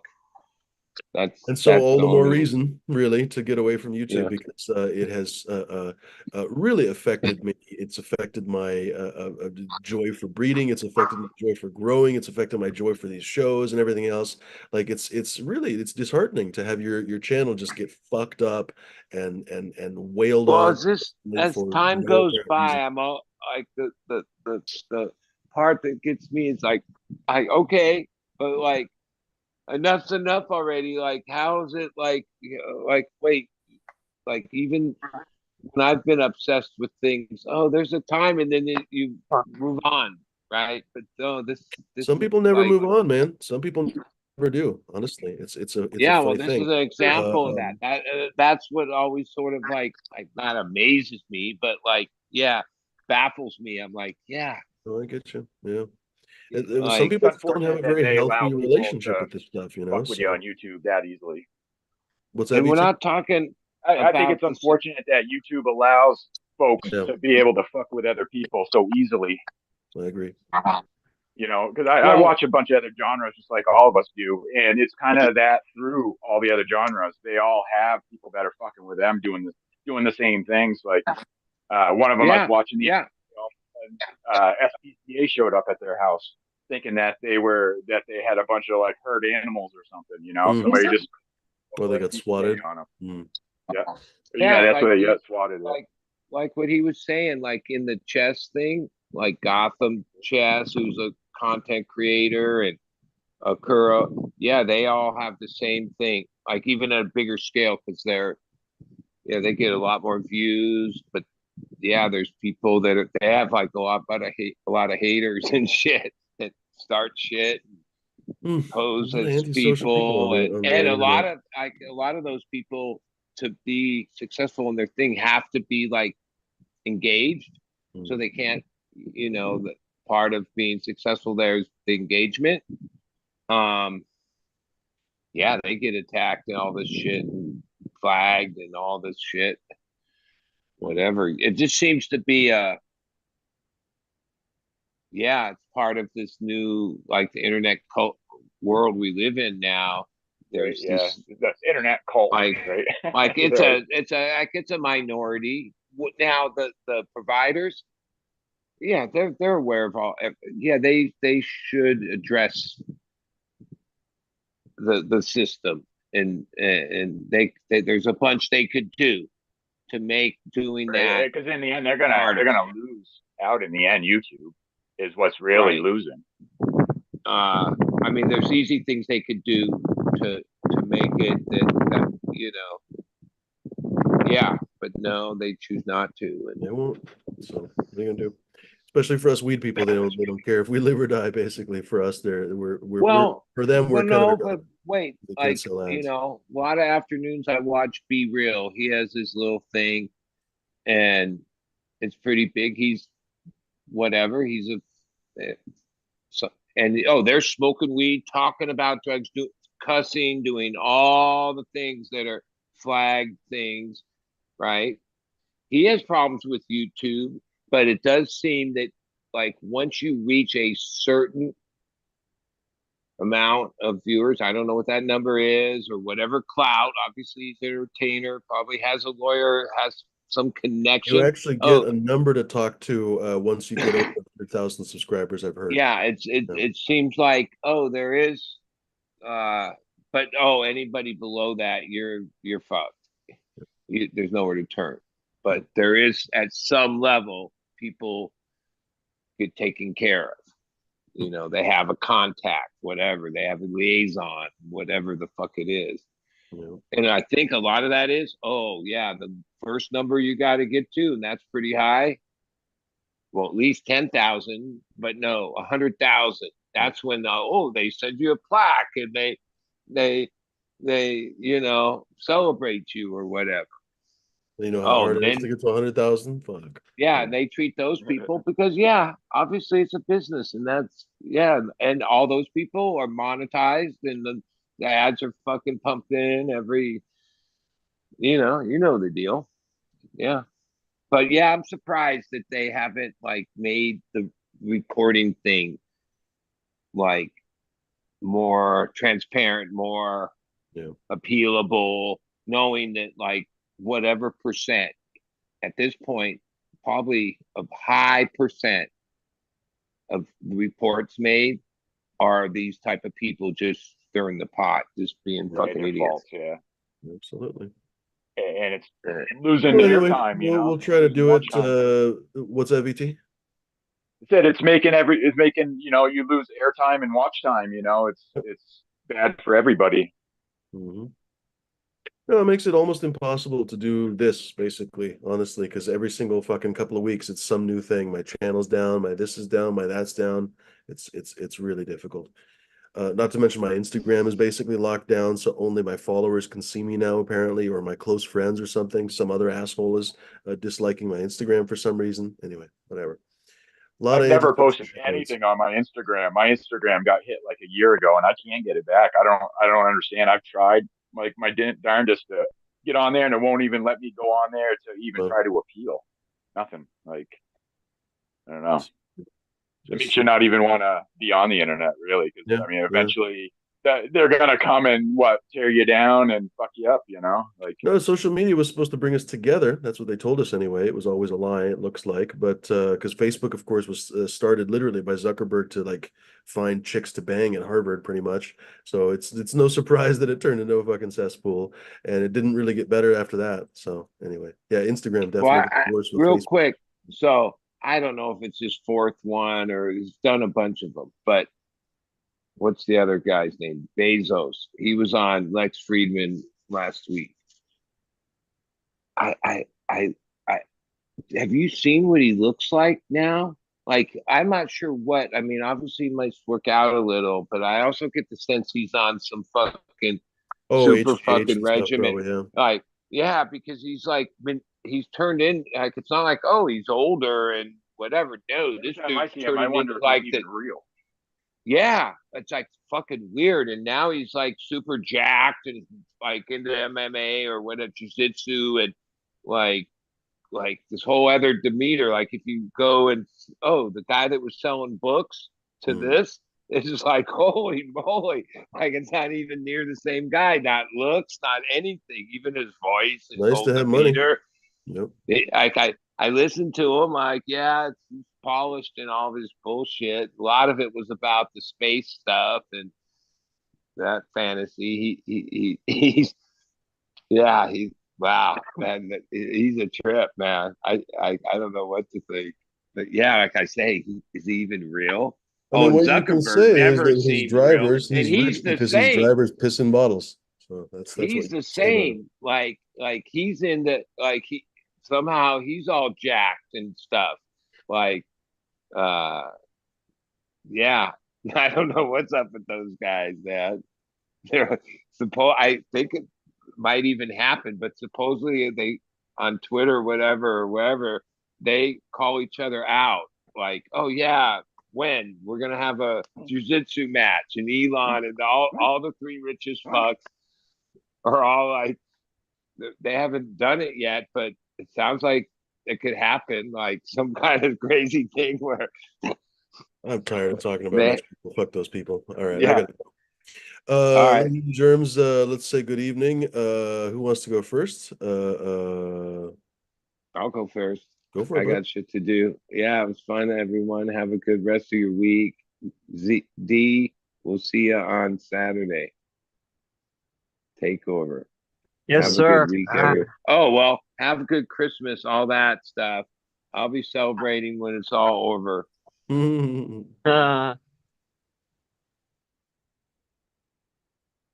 Go for it. All right, I'll go next.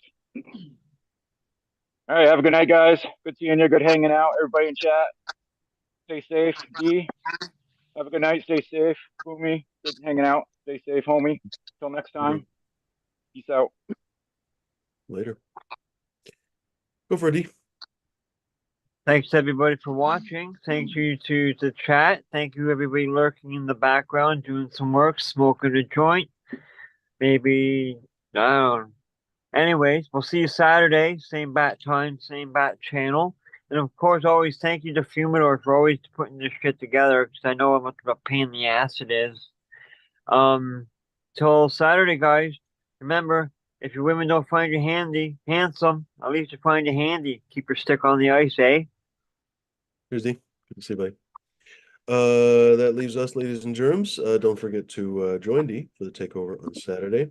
It's always a great time. Sometimes the shows go really late now, so don't forget to stop by and hang for a while. Don't forget to come show up your garden and all that kind of stuff. Thanks very much for hanging. Couch, Green Puffin Man, Garden Grows, Crymore Grows, Zesty Airs in the house. Who else in here? Brain Dead, Alto, Scope Uranus, Love for the Plants hanging. Who else in here? Of course, Smashed. Operation Annihilation's hanging with us.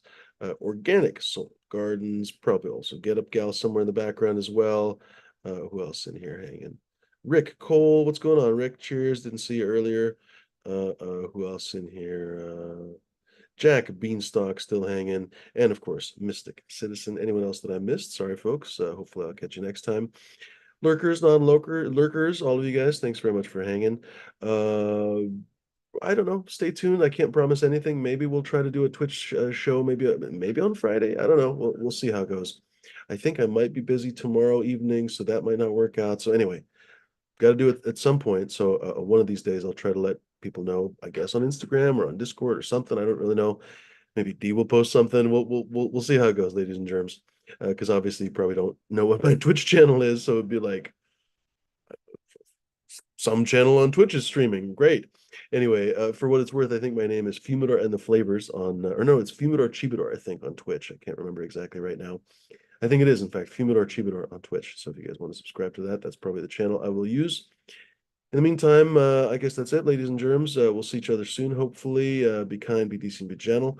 Don't be fucking pricks, dicks, or lunatics. Happy holidays. Hanukkah is over, but many of you guys are going to be celebrating Christmas this coming weekend, so have a good weekend, of course, as Smashed always says. Thanks for hanging. Thanks, D, of course, for